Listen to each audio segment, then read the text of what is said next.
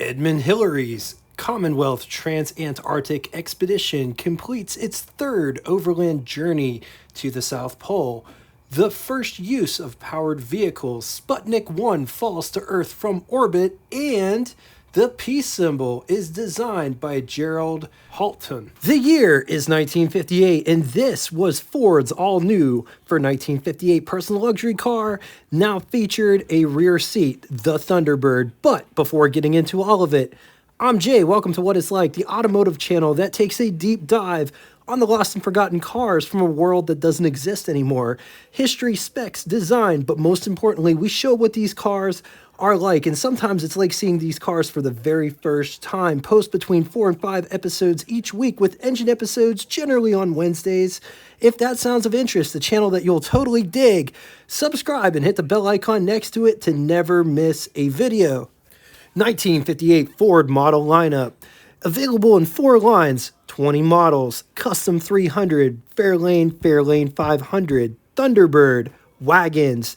They had a truck line going from the half-ton all the way up to the big commercial. Ford would offer the Thunderbird from 1955 through 1997. They took a bit of a break, but would come back in 2002 to 2005 in 11 generations. 1958 falls in the second generation, which was produced from 1958, 59, and 1960. The original intent for the Ford Thunderbird was to be competition for the Corvette Nash Healey, but would carve a new model segment called the personal luxury car segment. And yes, there were cars before it that could be considered personal luxury cars, much like the muscle car term. Anyway, 1958 was a big year for Thunderbird. At the direction of Robert McNamara, Ford Thunderbird would receive a back seat to try to appeal to more of a family car. The 58 model was released mid-year. That's why in some ads you will still see the 57 model lurking in the background. 1958 Ford Thunderbird won Motor Trend Car of the Year and was the first model line to do so instead of the whole entire car brand. 1958 Ford Thunderbird could be had as a 2-door hardtop or 2-door convertible.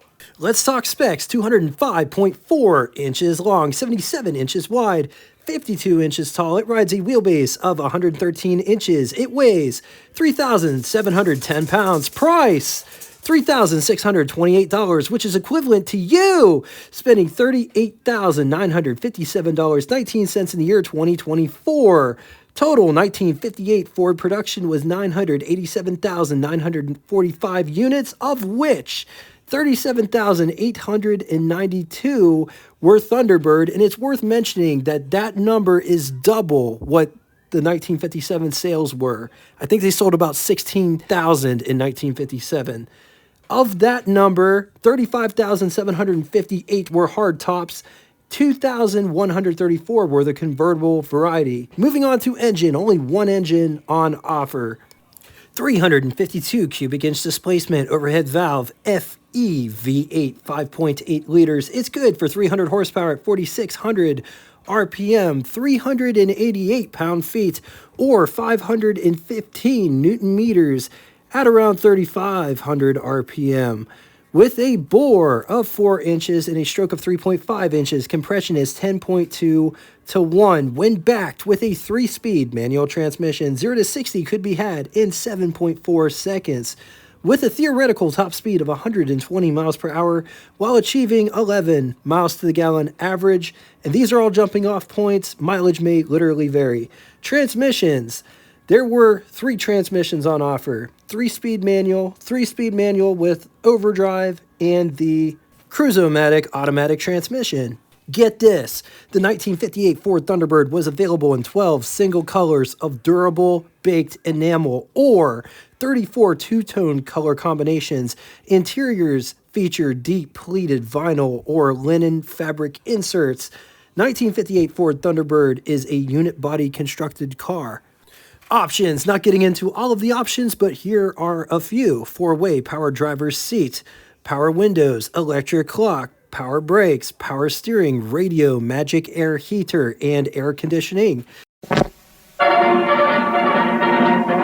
Dear at the Marine Base at Quantico, Virginia, members of the crack drill team of the Marine Corps demonstrate precision performance. The finest in the business.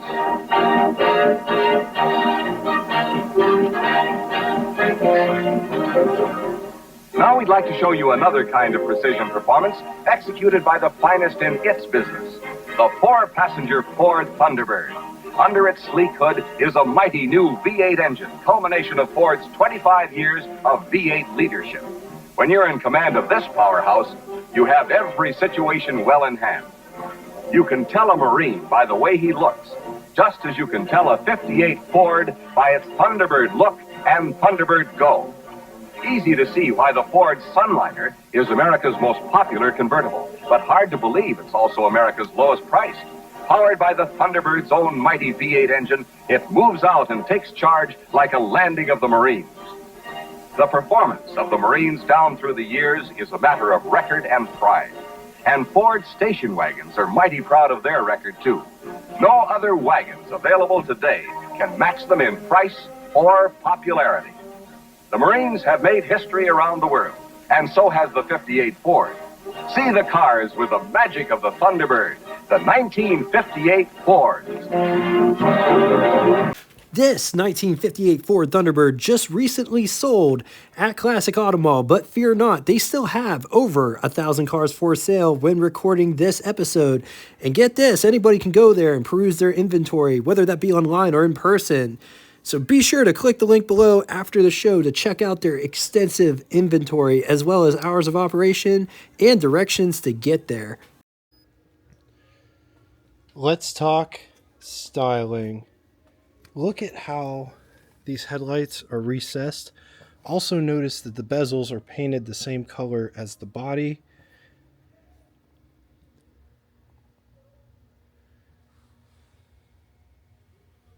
With turn signal indicators.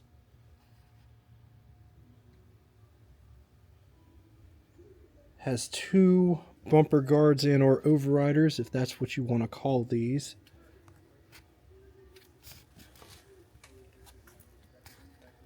Thunderbird badge, nice and proud right there on the nose. Hood scoop. Look how aggressive this bend is. It's like that on both sides.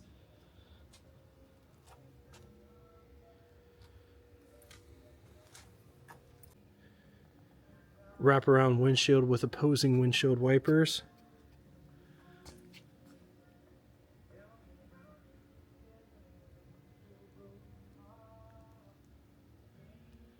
Gun sights on the fenders.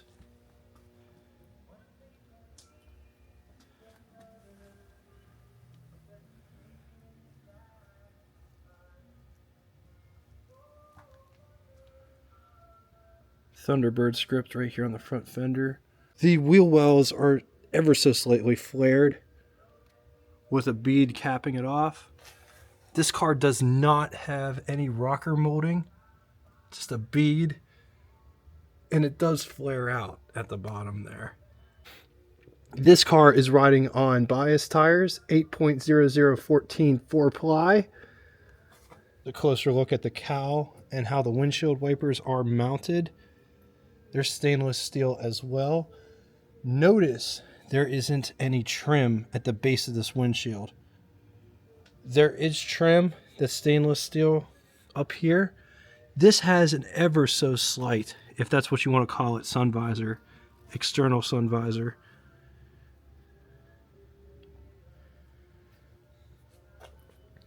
Side mirrors are mounted right there in front of the windshield. Just look at how they are designed.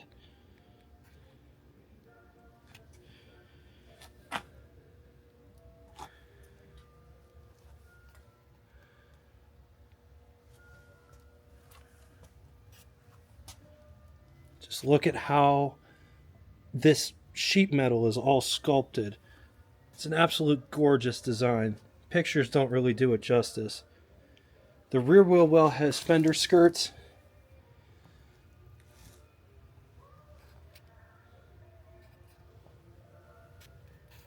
Also it has this little bit of a side skeg.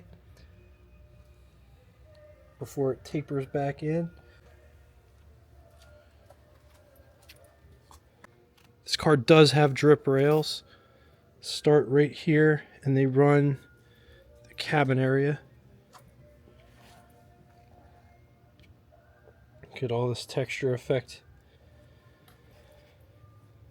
as well as roof profile. This car does have fins, which start right here, kind of sort of in the middle of the driver's door, which the door handle is part of. I think the door handles on this are so cool. And then it protrudes more and more until going out the rear.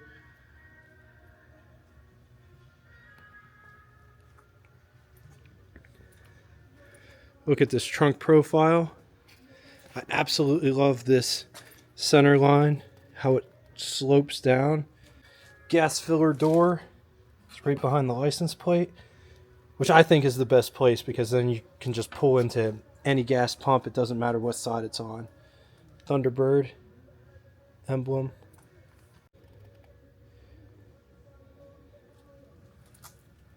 And there's a better look at those fins. Brake lights, bumpers.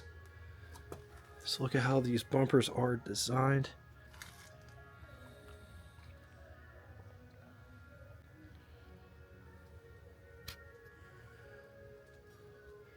I love that grille. The rear grille just, it looks awesome.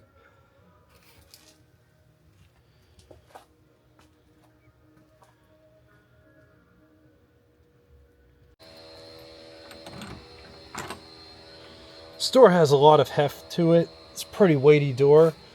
Also, just look at how this door operates.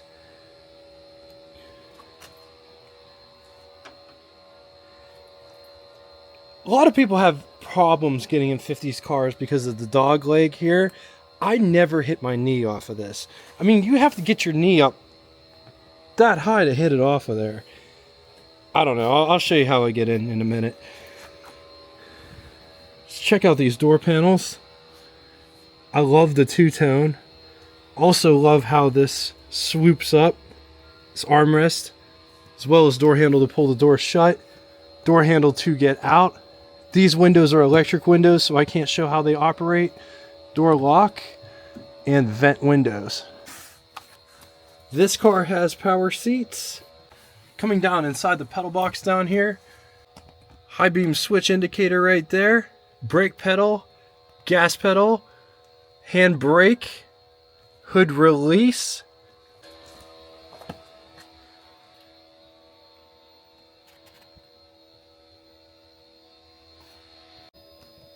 So this is how I get in. I don't ever have an issue. I put my foot in like this, and I use the dog leg to my advantage, and I put my knee down like this, and then I just slide in. I don't know. I never had an issue with it.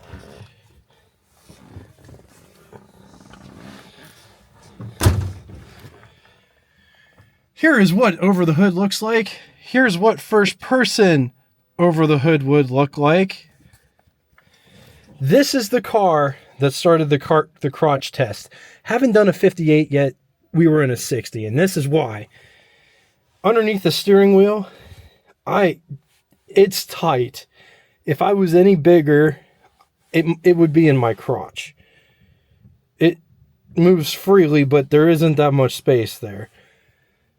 And this one does not have tilt wheel, so it's pretty much, it is where it is. But with that said, I did get to drive a 60 for a little while, and it's cool. The steering wheel position isn't bad. It's just, it comes straight out. On to the button switches and knobs, starting on the left and moving right. Gasoline gauge, coolant temperature, left turn signal indicator. Notice it points down instead of to the left.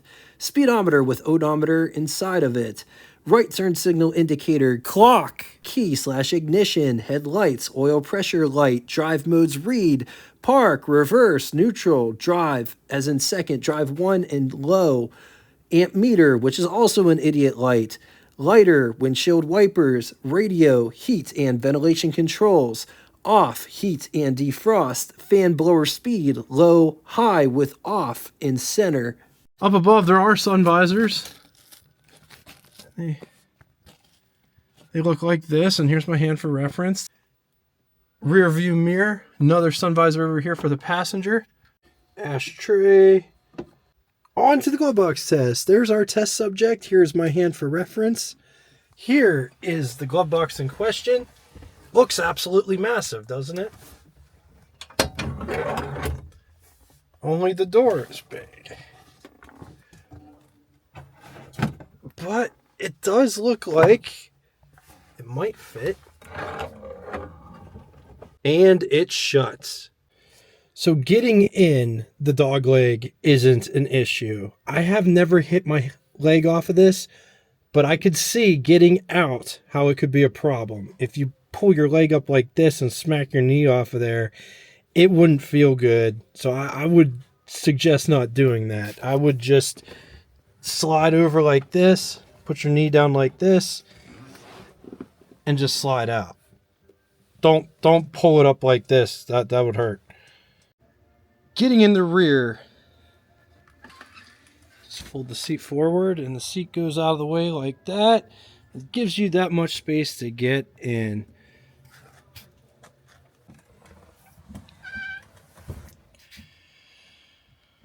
This is what the front looks like from the back. Let's take a quick gander at the greenhouse or the pillar to glass ratio. Yes, I have my foot in the door so it doesn't shut me back here. I don't want to get stuck.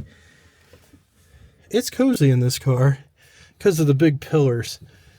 But this is what visibility looks like out the back from the back seat. There is a parcel shelf back here. Pretty nice sized. All right.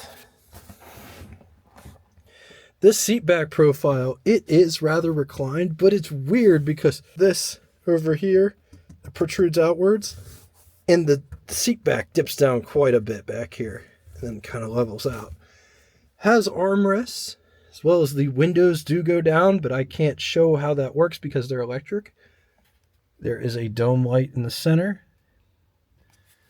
There are not any coat hooks though, but there is bright work around the windows. My knee situation, I got negative knee space. If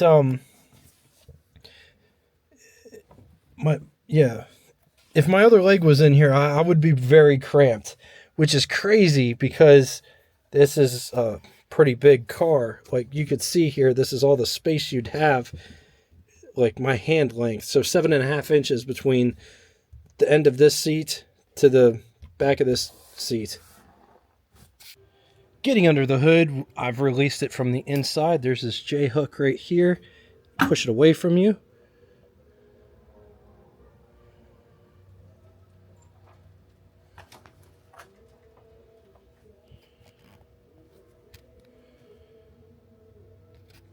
So here's your windshield washer bag.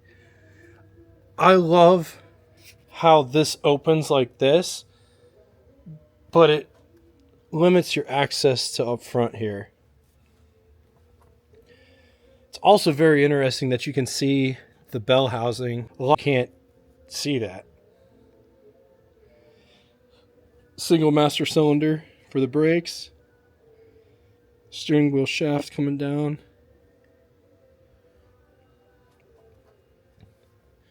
Coil mounted right there. This one has power steering. Ford had this funky reservoir container right here, and that was to put antifreeze in. It goes down to the radiator. Massive air cleaner.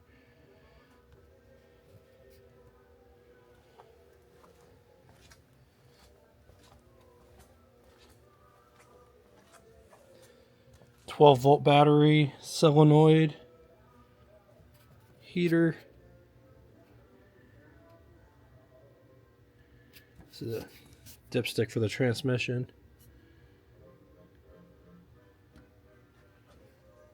On the positive side, luxurious, strong club support. First year for Thunderbird to have a rear seat. Cool bodywork. Milestone car said to be a great highway cruiser. Camera fits in the glove box. Against it, rust prone. It likes to consume high octane gasoline. Indifferent construction quality. If you have a lot of girth in the midsection, you might not fit behind the steering wheel. I don't know, maybe they make a smaller steering wheel, but the angle in which the steering wheel comes out of the dashboard, it would be very interesting to see if that would be a solution to that problem. It does have rear seats, but they're really only for kids or small people. 6-footers don't really fit back there. All right, now it's time for Would You Rather, 2 scenarios today. And these may or may not be in the same price point, but which one would you rather have? 1958 DeSoto Adventure-er, or 1958 Thunderbird, or 1958 Chevy Impala? I'm going to leave this here for a minute. If you need more time, feel free, pause the video. Moving on to the second scenario. 1958 Studebaker Golden Hawk, 1958 Ford Thunderbird, or 1958 Chrysler 300. Once again, I'm going to leave this here for a minute. If you need more time, feel free, pause the video. Now it's time for Name That Tune. First person to give both the name of the band and the song title correctly in the comment section will have their comment pinned to the top of it. Do you have a car in your personal collection that you would like featured on the channel? Drop me a line or reach out in the comment section. Best way to get a hold of me is send me an email. We also have a Facebook group that correlates with this YouTube channel. If you'd like to check it out, the link will be in the description. Thank you guys so much for coming out and watching this. I appreciate everything that you guys bring in the comment section. I love the stories. I love the memories that you guys share, as well as the added information. Until next time, toodaloo! Well, she got her daddy's car and she cruised through the hamburger stand now. Seems she forgot all about the library like she told her old man. And with the radio blasting, goes cruising just as fast as she can now. And she'll have fun, fun, fun now that daddy took the T-Bird away.